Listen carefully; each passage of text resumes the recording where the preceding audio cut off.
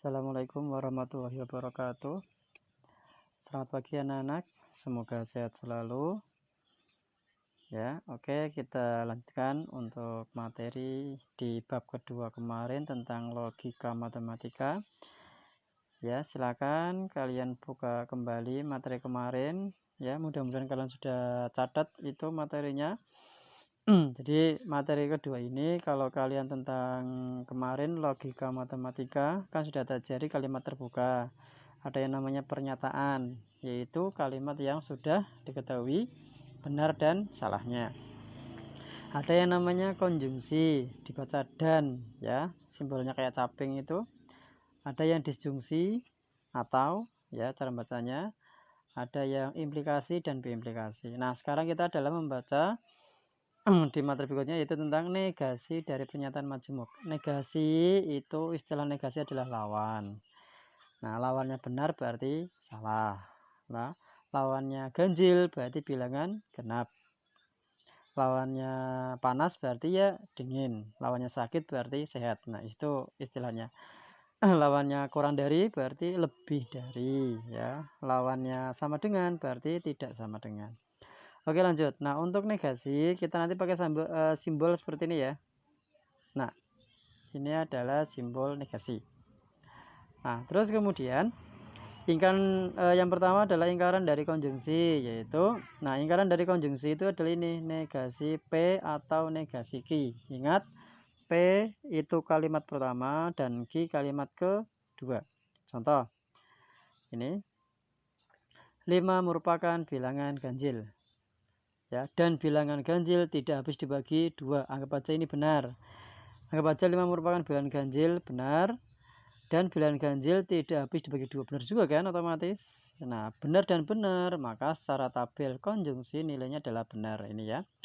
Nah, negasinya adalah ini. Negasinya adalah negasi P atau negasi Q. Ingat, negasi itu bisa menggunakan kata tidak atau bisa menggunakan lawan katanya. Contoh. Nah, tadi kan ini kan P, ya kan? 5 merupakan bilangan ganjil. Berarti lawannya bilangan ganjil berarti kan tidak ganjil. Atau kita langsung lawan katanya, lawan kata ganjil berarti genap, ya. Dan lawannya itu adalah atau. Sebaliknya kalau nanti atau lawannya berarti dan. Nah, coba lihat ini. Bilangan ganjil tidak habis dibagi 2. Lawannya berarti bilangan ganjil habis dibagi 2. Ya, jadi salah atau salah itu nanti menjadi salah, ya, karena di situ kita pakai istilah dari tabel. Kalau atau itu berarti disjungsi. Oke, bisa dipahami ya. Nah, oleh karena itu untuk materi ini kalian harus buka materi kemarin. Alangkah baiknya untuk belajar hari ini kalian buka catatan kemarin ya di bab kedua. Ya, silakan dibuka lagi biar nanti kalian tabel matematikanya kan kalau nggak ingat, wah nanti kesini lagi nanti lebih susah. Karena di sini nggak ada hitung-hitungan ya. Oke, kita lanjut lagi. Nah, untuk lingkaran dari disjungsi atau, ya, kalau tadi dan itu konjungsi. Nah, sebaliknya kalau disjungsi itu lingkarannya adalah ini, negasi P dan negasi Q. Nah, contoh di sini misalkan P adalah 2 pangkat 3 sama dengan 8, pasti benar. Nah, 3 kuadrat plus 4 kuadrat sama dengan 7 kuadrat, itu adalah salah. Ya, kalau kamu percaya silahkan dicek. Karena 3 kuadrat 9, 9 ditambah 16, 25. 25 itu adalah 5 kuadrat. Jadi yang Q itu adalah pernyataan salah. Enggak masalah. Nah, P atau Q berarti kan 2 pangkat 3 sama dengan 8 atau 3 kuadrat plus 4 kuadrat sama 7 adalah nilainya tetap benar. Kenapa? Ini kan berarti kan benar atau salah. Nah, benar atau salah ini, ya, benar atau salah ini kalau dalam tabel matematika di disjungsi itu nilainya adalah sama dengan benar. Gitu ya. Inilah maksudnya tanda ini apa maksudnya itu. Oke. Nah, lawan dari P atau Q itu adalah negasi P dan negasi Q. Lah itu adalah negasinya. Nah, sehingga negasi P 2 pangkat 3. Nah, lawannya sama dengan itu tambahnya tidak sama dengan ya. Nah, lawannya atau berarti dan. Nah, jadi ini juga sama dengan, lawannya berarti tidak sama dengan. Oke, gitu. Bisa dipahami ya, itu disjungsi. Oke, berikutnya adalah ingkaran dari implikasi. Mohon maaf, ini slide-nya harusnya ini adalah PowerPoint ya. Mudah-mudahan nanti saya bisa kirim PowerPoint-nya kalau ada. Oke, untuk berikutnya adalah implikasi-implikasi itu adalah jika maka. Nilai kebenarannya itu adalah ya bernilai salah jika awal salah, P salah dan bernilai salah itu jika awalnya yaitu pernyataan P itu benar. Jadi kalau ada benar maka salah, itu nanti nilainya adalah salah. Jadi implikasi ya, ini adalah implikasi. Selain itu berarti nilainya semuanya benar. Gitu ya. Oke, terus kemudian kita lanjut. Ingkarannya adalah ini. Nah, kalau kurang jelas itu adalah gini. Ingkaran dari P maka Q, ingkarannya adalah P dan negasi Q. Gitu ya, itu ingkarannya. Jadi ingkaran dari implikasi adalah P dan negasi Q. Gitu, oke. Kita lanjut. Misalkan 2 bukan faktor dari 8. Salah, karena 8 itu faktornya 4 sama 2. Ya, berarti 2 bukanlah faktor dari 8. Maka di situ pernyataannya sudah salah. Dan Q adalah 2 kali 4 sama dengan 8. Benar ya? Nah, lihat ini. P maka Q. Ya, itu artinya berarti kan P itu adalah jika 2 kali 4 sama dengan 8, maka 2 bukanlah faktor dari 8. Nah, ini artinya tadi kan benar. Kok maka salah, maka nilainya adalah salah. Ya. Saya ulangi lagi, silakan buka tabel implikasi di catatannya ya. Nah, untuk negasinya adalah tadi, negasi dari implikasi adalah P dan negasi Q. Ini ya negasinya ya. Nih ya, jangan lupa. Nah, terus kemudian maka apa namanya negasinya adalah ini, lihat ya. Jadi P maka Q, maka negasinya adalah P dan negasi Q. Nah, sehingga 2 kali 4 sama dengan 8, P nya enggak berubah ya. Terus yang tadinya maka dijadikan dan ya. 2 adalah faktor dari 8, karena tadi bukan itu kan lawannya bukan, berarti kan bukannya tinggal dihilangkan ya, tinggal dihilangkan aja, itu sudah negasi, maka nilainya ini ya. Seperti itu implikasi. Nah, mungkin kalian akan bingung memahami materi ini. Sebenarnya di sini itu kan nggak ada hitung-hitungannya. Nah, sehingga harusnya itu lebih mudah. Cuma di sini harus pakai logika dan harus kalian lebih memahami ya. Yang sabar, jangan sampai terburu-buru memahami materi ini. Oke, terus kemudian biimplikasi. Untuk biimplikasi ini ya, untuk saat ini untuk kurikulum sekarang biimplikasi jarang digunakan ya. Jadi atau tidak masuk dalam manual, dalam silabus, jadi kita lewati aja ya untuk yang ingkaran biimplikasi. Jadi dalam logika matematika kita hanya belajar pada pernyataan majmuk itu hanya konjungsi dan ya bacanya, terus disjungsi berarti atau, yang ketiga adalah implikasi maka. Oke, lanjut. Nah, sekarang kita yang C, converse, inverse, dan kontraposisi. Nah, istilah apa namanya converse, lihat ini ya. Converse, inverse, dan kontraposisi. Suatu P maka Q dapat dibentuk menjadi implikasi yaitu converse, inverse, dan kontraposisi. Nah, lihat ini yang pertama. Ini awal P maka Q, maka converse-nya adalah Q maka P. Apa artinya? Apa? Ditukar. Itu converse. Ditukar ya. Itu converse. Terus kemudian ini lihat, inverse itu adalah lawan. Ya. Jadi kalau converse itu ditukar, kalau inverse itu lawan. Tapi kalau kontraposisi, ini kontraposisi itu adalah lihat P Q-nya kebalik ya, dan kasih lawan itu adalah lawan tukar. Setelah dilawan terus ditukar gitu. Ya, jadi kita ulangi. Converse itu apa? Tukar.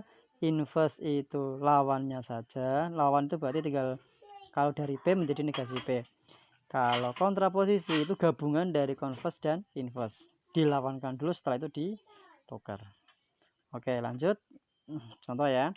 Jika X anggota bilangan real, maka E kuadrat lebih besar sama dengan 0. Buatlah converse, inverse, dan kontraposisi. Ingat, converse itu ditukar.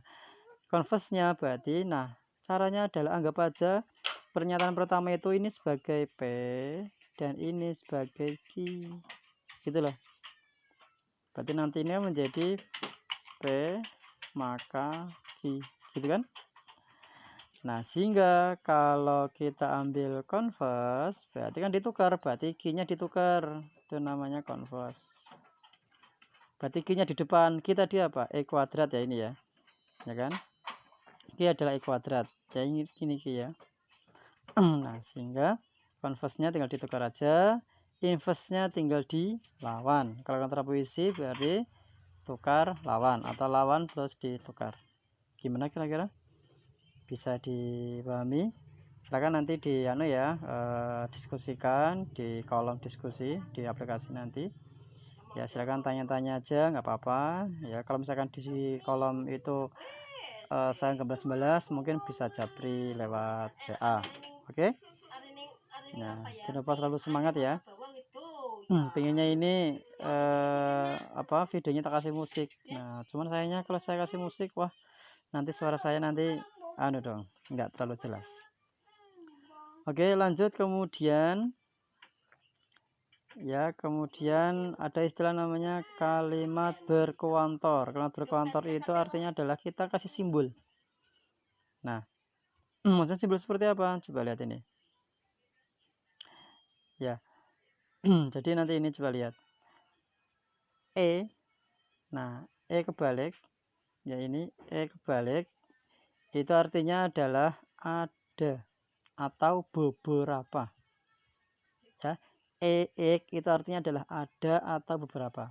Nah, contohnya seperti ini. EX, PX artinya adalah dibaca ada X yang bersifat PX.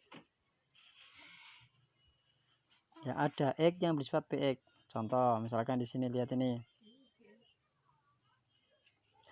Nah, EX, nah, terus B, 2X plus 1. Artinya apa? Ada anggota B yaitu 2X plus 1 sama dengan 7.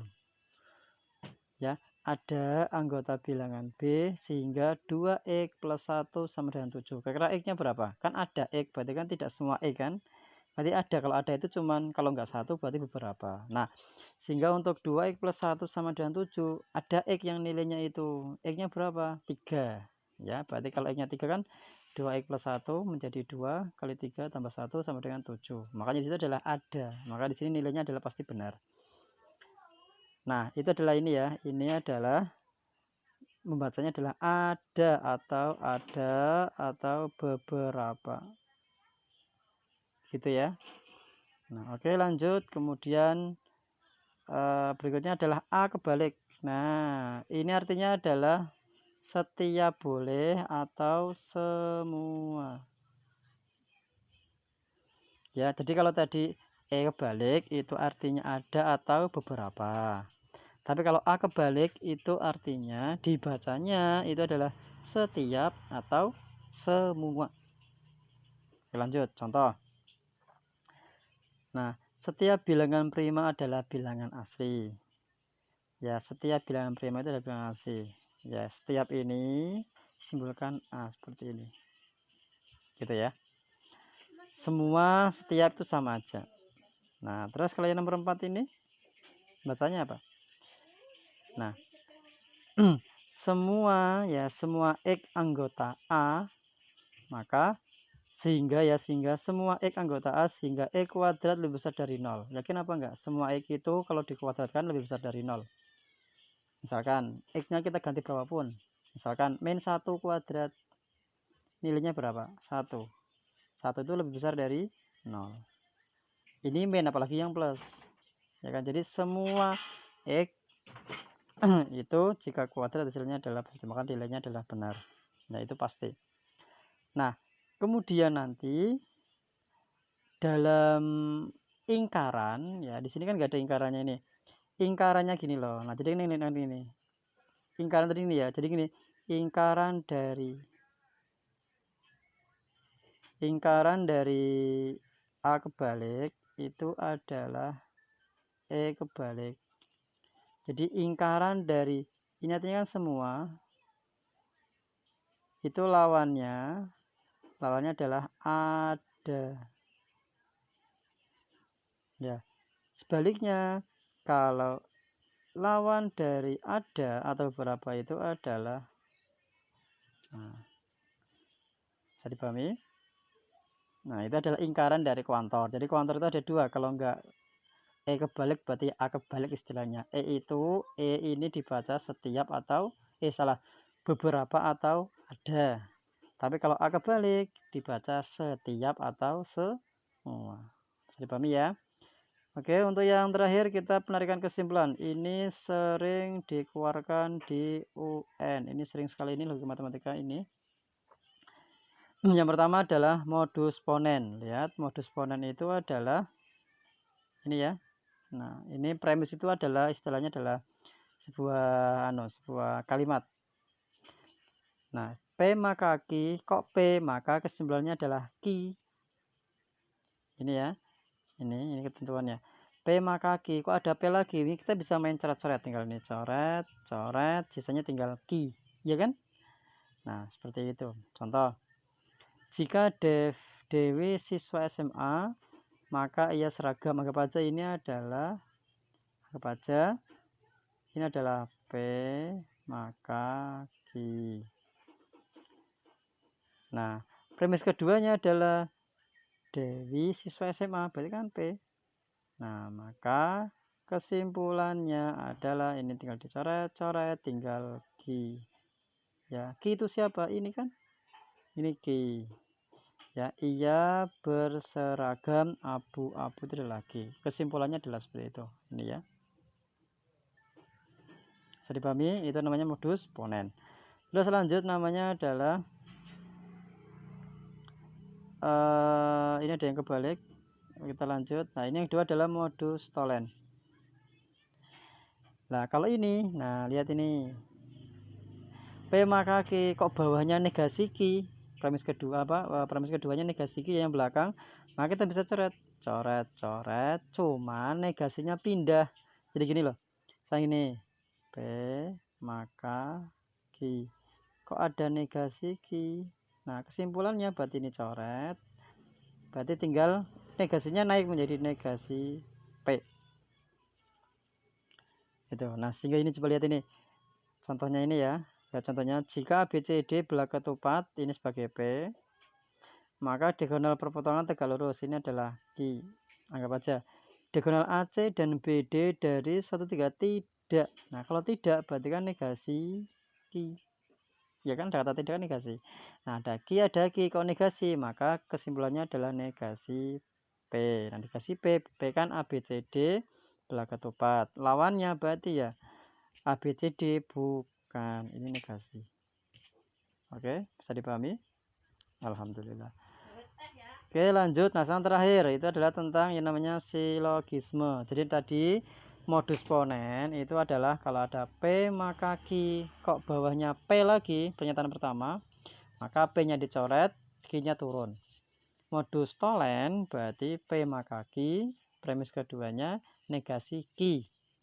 Nah, kalau negasi P gimana? Ya sama aja, tinggal coret-coret gitu aja, nggak apa-apa. Ya. Nah, silogisme adalah argumentasi yang berikut. Nah, ini adalah silogisme adalah double ya. P maka Q terus Q maka R. Maka kesimpulannya adalah P maka R. Jadi ini kita dicoret. Nah, ini kan jadi P R kan?